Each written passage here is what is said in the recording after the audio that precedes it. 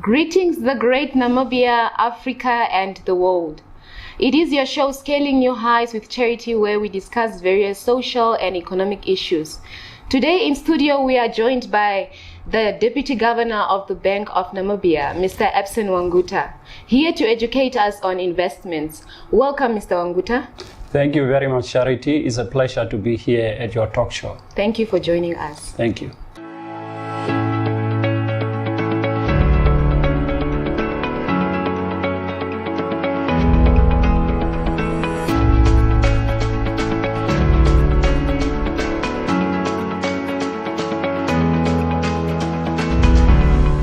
Now, Mr. Uanguta, before we discuss on investments and other financial products, we would want to start by deliberating on one of the hottest topics that are involving the Bank of Namibia.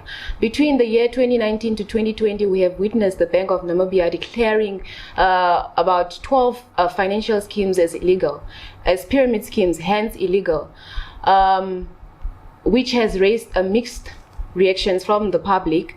Some are of the view that the Bank of Namibia is against every investment opportunity that is available and affordable for the poor or for the less fortunate people. What's your take on this as the highest financial regulatory institution of Namibia? Thank you very much, Charity. I think as a regulator, as the Bank of Namibia, we are a statutory institution. We are a regulator. We have been established to carry out certain mandate. We have been established to make sure that we have got a stable financial system in place. Mm-hmm. We have been established to make sure that the banks that are operating are well supervised. The banks are well taken care of because the banks are responsible for taking people's investment, people's hard-earned money. Mm-hmm. So because they do this, certainly there must be an institution that should take care of this. And as a bank, that is our responsibility. I understand the people's frustration sometimes as a bank when we are acting to declare some of these illegal financial schemes. Now, most of the schemes that we have really declared illegal, these are pyramid schemes. Mm-hmm. Now, the question is that what is a pyramid scheme? Yes. The pyramid scheme essentially is an illegal business venture. And when you look at it, it relies heavily, it collects money from the members of the public. Right. And what is its modus of operandi? It relies on collecting or recruiting people. Mm-hmm. Now, as this scheme is recruiting people, more people are coming on board. There is always a promise that the scheme will be able to pay you a higher return. Yes. The question is that where is this return coming from? Essentially, this return is coming from these new recruits. As they are joining at a fee, and then the scheme will be gaining these fees, and then they pay to those who have already joined ahead of them. That is essentially, that's how the pyramid schemes work. Mm-hmm. There are no products that are involved in selling. Right. Some, of course, they are pretending that there are products that they are selling, but when you look really at the products, yes, there are no intrinsic values. Mm-hmm. You look at the amount that you are using to join the scheme, and the product that they are pretending to be selling as part of the scheme, there is no comparison. So essentially, that you could clearly see that that is a pyramid scheme. Right. Now, Mr. Uanguta, thank you for defining the pyramid scheme for us. But I feel like there's probably, what could we call it? There's a reason behind the word pyramid scheme. Why do they call it a pyramid scheme? Is it the structure of the whole pyramid scheme? And again, also to add to that, is a pyramid really sustainable as they say? Because in actual fact, as you listen to the people out there, it turns out that for the first group of people who join these pyramid schemes, it really does work out and they gain profit. And but what happens to the rest of the group? Charity, you are quite, that is, the point that you are raising is very essential. When you talk of a pyramid, you see the pyramid in Egypt. So it's very thin on top, right, and it's very thick on the ground. Mm-hmm. Now, essentially what is happening is that the first people that are coming into the scheme, there is some kind of good earnings for them. Right. In a sense that they are the first to come in. And since the scheme depends on the income flow that comes from the recruitment of new members, they tend to benefit more. Now, as the scheme is broadening on the base, Yes. And there are no new recruits anymore, All right. the scheme tend to collapse Okay. because there are no new people that are coming into the system, and hence the difficulties of sustaining such a scheme. And that's why we really discourage it, because at the end of the day, it's going to cause hardship to the people. Yes. People put trust in such a scheme because there is a high promise that you are going to get possibly 3 times of what you have put in, or possibly not even 3 times of what you have put in. I think the promises that I have seen is possibly 300 times of what you have put in. Okay. Those are the promises that we have seen. And certainly, if you look around into the investment houses or investment instruments that are available, you could clearly see that there is no such an investment that can give you that level of return in such a short period of time. Right. So that's where really the insustainability of those schemes are kicking in. And when they collapse, people have lost their money. I know of a certain country, someone who was having a business. He was having a taxi business and buses as well. Yeah. So this guy was really doing well in that business. So what happened? This pyramid scheme started. What he did is that he had some kind of savings that he earned from his business. He went to put in this money. I think it was close to around 500,000 up to $1 million. That was now for the first time. And indeed, because it was for the first time, he got the return that he was promised. Now, that was the way of enticing. Right, right. Now, subsequently, the guy realized that, man, I have just been wasting time. The benefits are here. Why should I really be having taxes left and right and I'm sweating while I can just get this money just within a short space of time, free, almost free of charge? So the guy went to sell all his buses, all his caps, and then he put his entire money into the scheme. Okay. Within a week, the scheme has collapsed. The guy almost got a heart attack. So those are the type of challenges that we are really trying to explain to people, like pyramid scheme is not sustainable. The promises that you will be getting from the pyramid schemes, there is no way that those people will be meeting. They may meet for the first time, possibly, while the recruitment is still coming in. But as long as the recruitment stops, then forget about it. Where will the money come from? Because any business, it must be sustainable through the products that they sell. That's how you can see that the business is sustainable. Now, a business that relies on new recruitments, forget about it. Once the recruitment stops, it's the end of it. It's the end of the business. Right. Thank you so much for that one, Mr. Uanguta. Moving on, how can one identify a pyramid scheme? Now, the best way to identify pyramid schemes, when they come, I think they will, of course, tell you that if you get into this group or if you get into this scheme, you need to bring more people. Already, that is a sign that it's likely to be a pyramid scheme. But don't confuse it, of course, with networking. When you talk of networking, it may appear like a pyramid scheme, but it's slightly different because in the networking aspect, there is a product involved. Networking, of course, it also relies on come and join us and help us to sell these products. With a networking, there are those products, the products has got really intrinsic value. You could clearly see that this product, it costs so much, and it has got value, and when you sell it, it can sustain the business. You will be able to get that income that is being anticipated from such a product. With a pyramid scheme, there will not be products, first of all. Then you must know that business model relies heavily on recruitment of new people.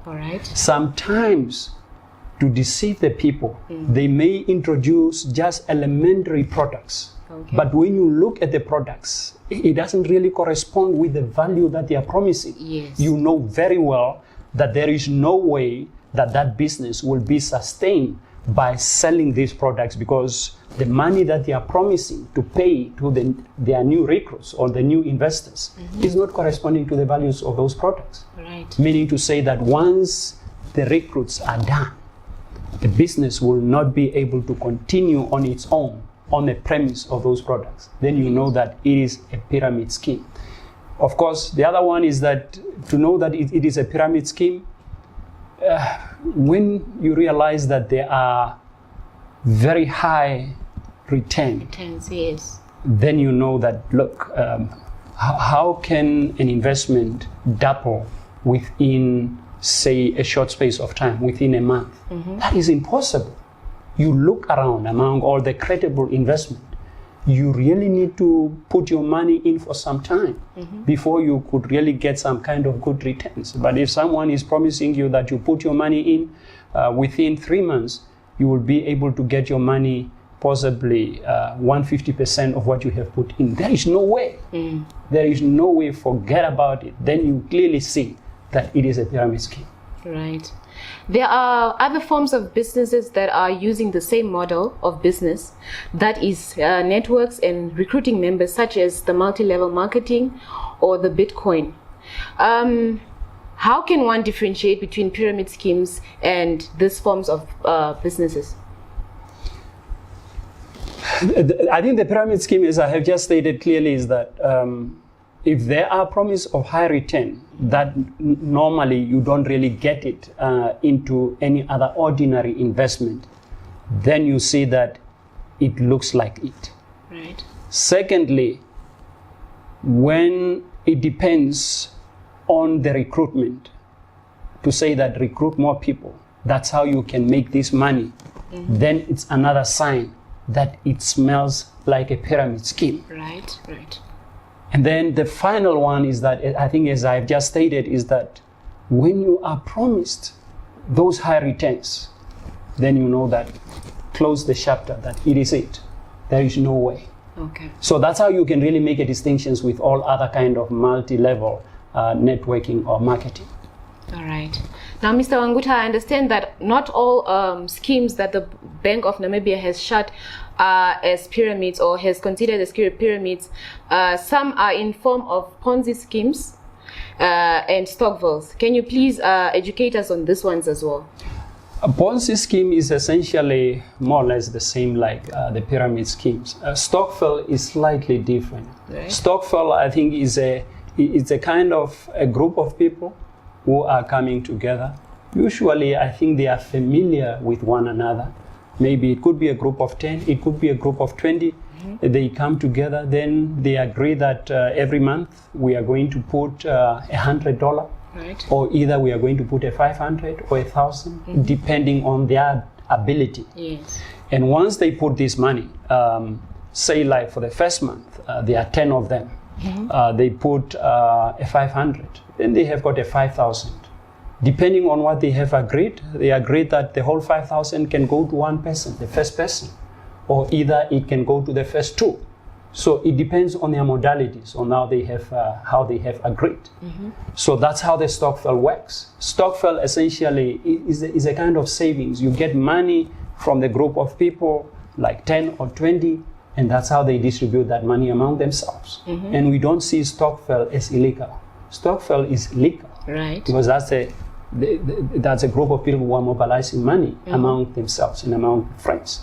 But I think the tricky thing is that in terms of the law, it should not exceed a certain number, because once it exceeds a certain number and also a certain amount of money, then somehow it will venture into banking, and then it needs to come under supervision. Right. So I think that's where the challenge is. But essentially, if you look at stockfile, it's a good way of people establishing financial literacy and also exercising discipline and also establishing a saving culture. I think it is something that we encourage. All right. Yes. Mr. Uanguta, I would want to read for you the public's perception on the action of the Bank of Namibia regarding the whole pyramid schemes that are abstracted from your Facebook page and other social media platforms.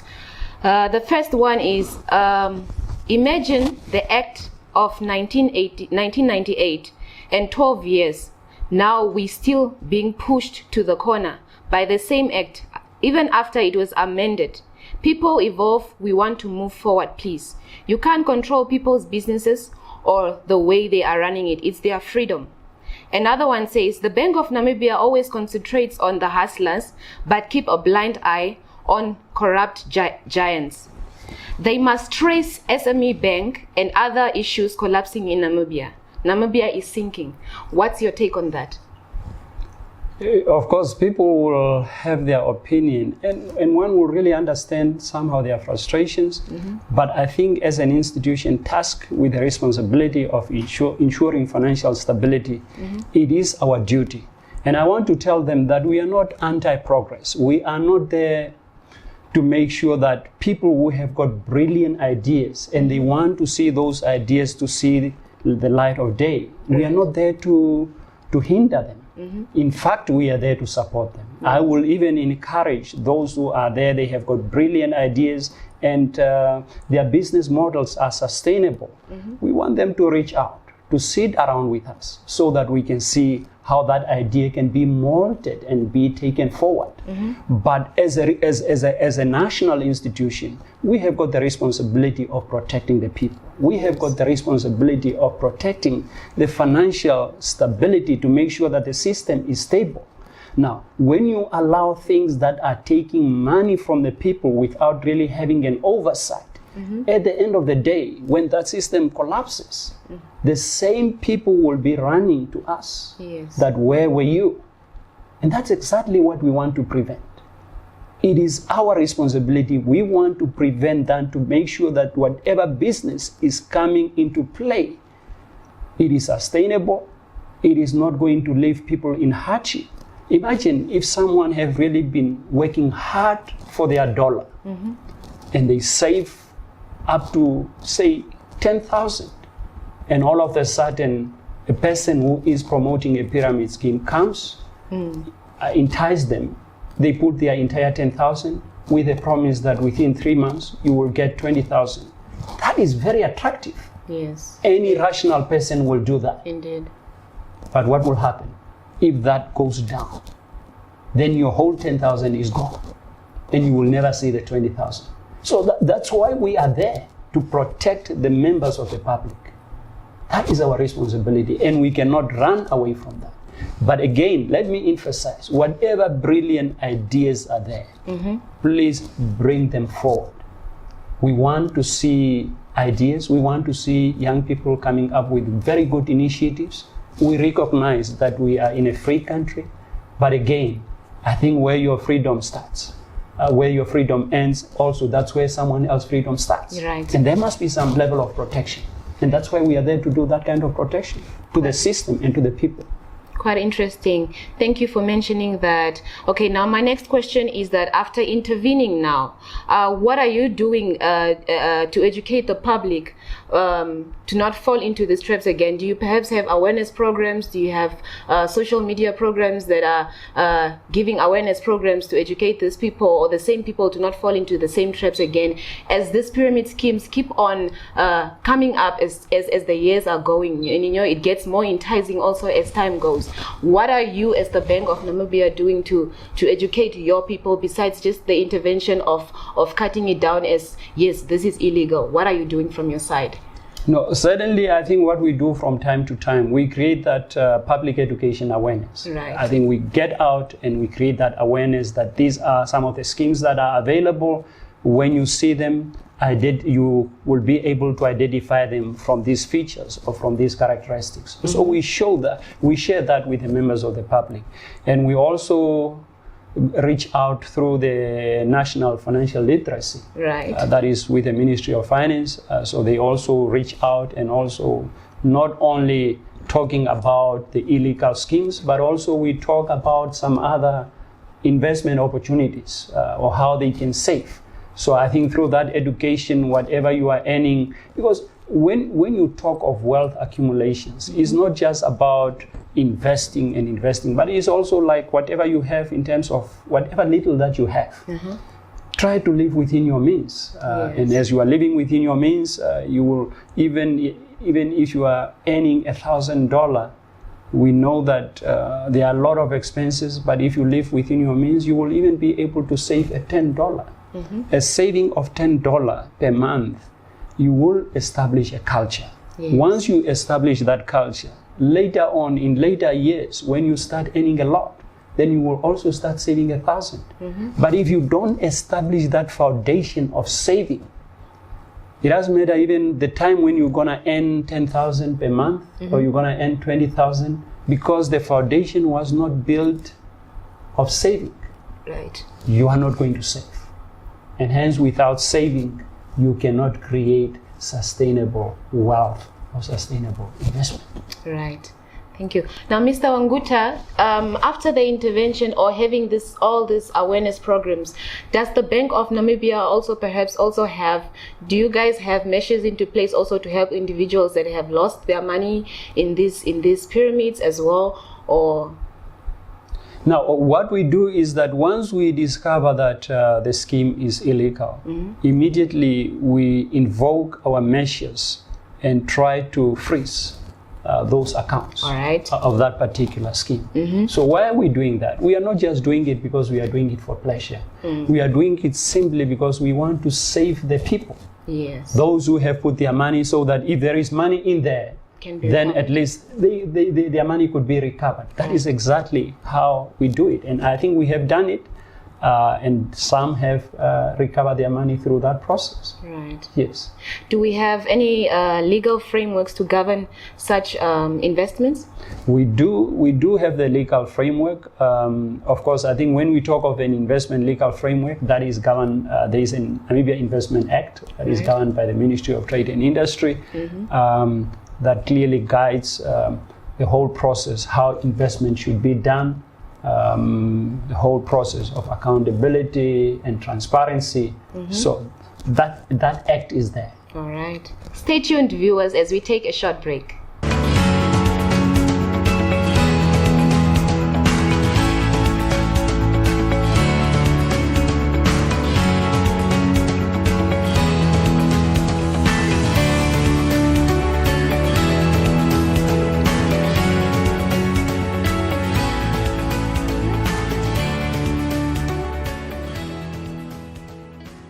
Welcome back, viewers. We are still on investments. Now, Mr. Uanguta, the situation we have on our table shows that people are desperate for financial freedom. They want to get out of poverty. What are the best investments that one could invest in that could give them good returns?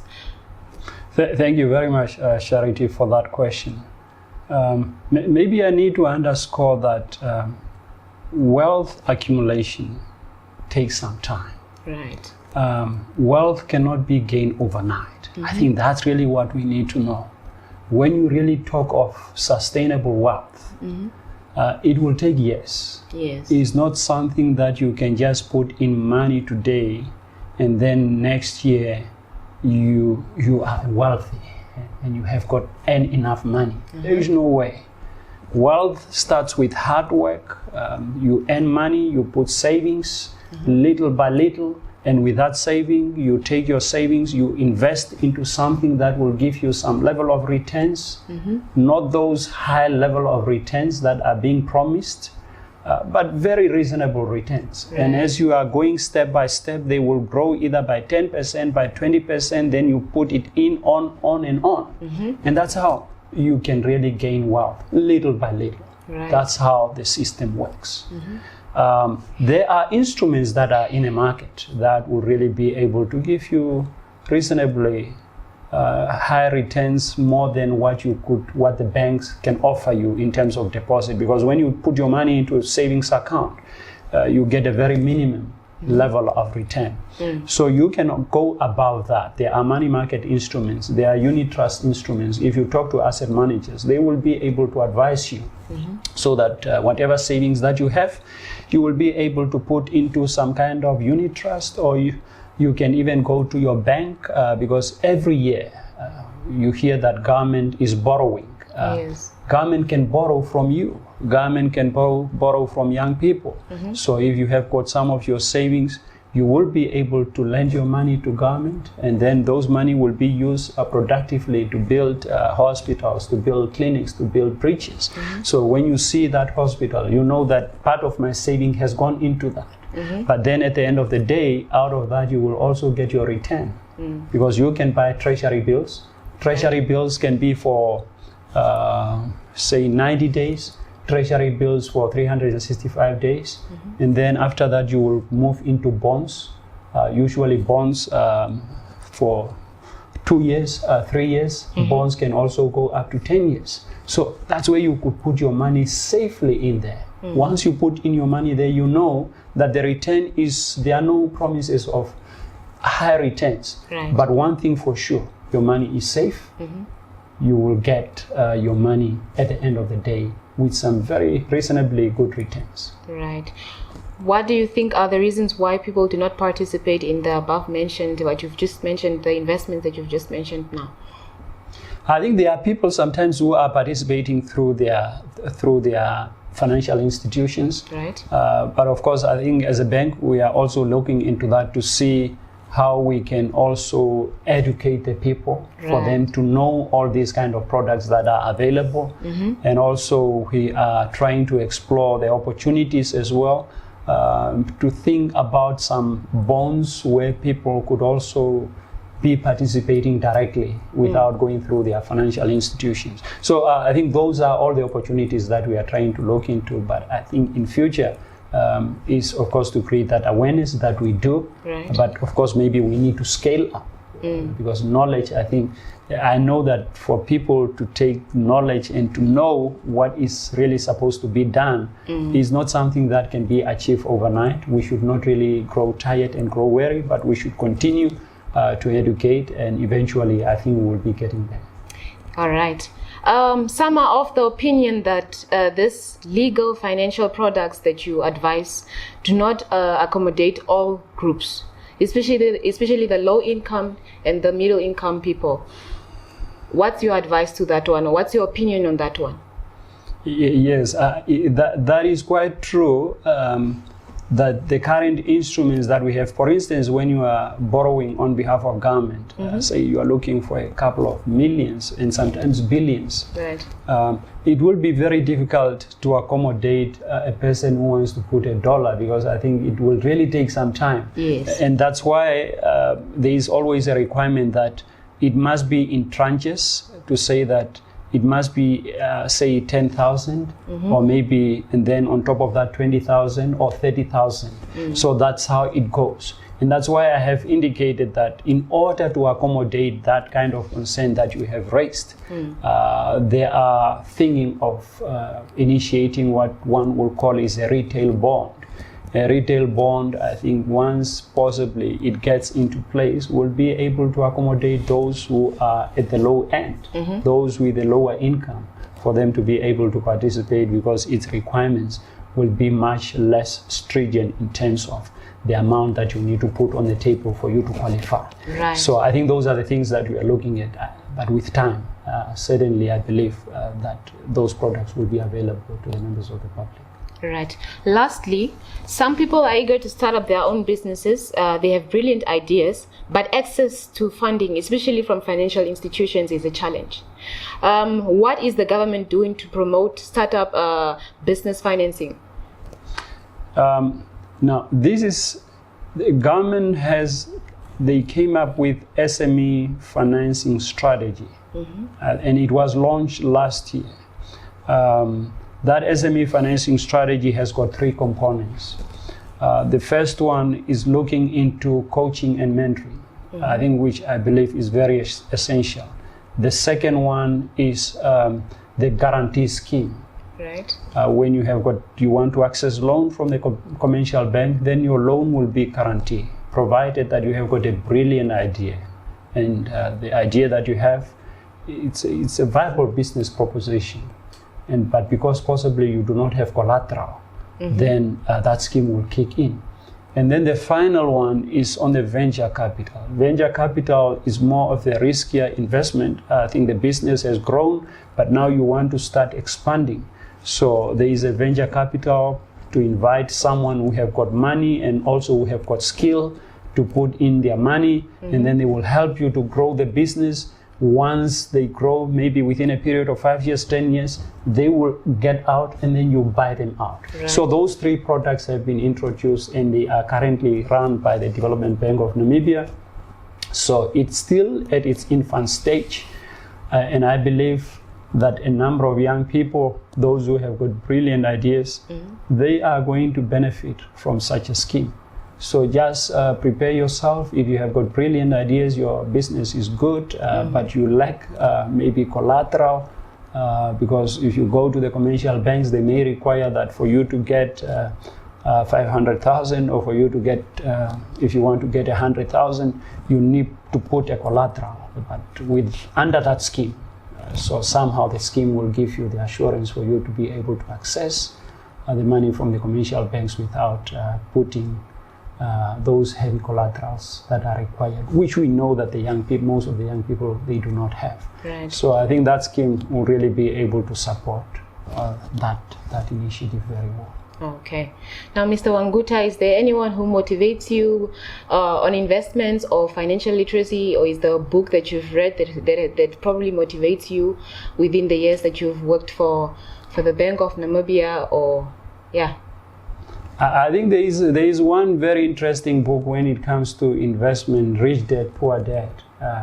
And essentially, I think when you read or the crux of that book is it starts with building your wealth little by little. Right. And also, I think it puts also emphasis on you work hard, you earn money. As you are earning, you save.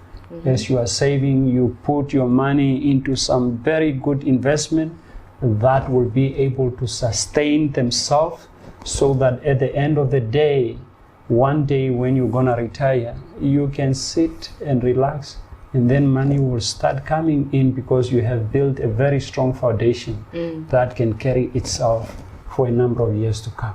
And I think that's how we need to do it. Right. Now, Mr. Uanguta, as we are rounding off, what are your last remarks to the public regarding investments or financial literacy? My last remarks to the public is to tell them that we are there for you as a bank. Bank of Namibia is your bank. We are there for you to make sure that you are protected, to make sure that the money that is in the system is protected. Maybe one may say that, but I don't have money, whom are you protecting? But when we protect the system, eventually, because you are in that particular country, you are in Namibia, and the system is protected in one way or another, it will benefit you. If not today, it will benefit you tomorrow. Right. Today you may feel like, I do not have money, but things comes with time. You will grow. Within 10 years, maybe you are going to be one of the millionaires. Yes. But if the system has not really been well protected and well preserved, you are going to regret. So we are building a sustainable system that can sustain itself for many years to come. We do not do things just for the current generation, but we want to make sure that whatever foundation that we lay, it is also for the future generation. Right. Because we talk of intergenerational equity. I think that is very essential for us. Right. Thank you so much, Mr. Ebson Uanguta, for joining us. We hope to have you again in the future. It was very educative indeed. Thank you very much, Charity. It was also a pleasure to have me, and I hope that the members of the public now have got a clue on investment and also on illegal financial schemes. I believe that next time we will talk more. Thank you. As we've come to the end of our show, that was the Deputy Governor of the Bank of Namibia, Mr. Ebson Uanguta, educating the public on various investments. From myself, Charity Korupanda, and the rest of the team, have yourselves a wonderful festive season.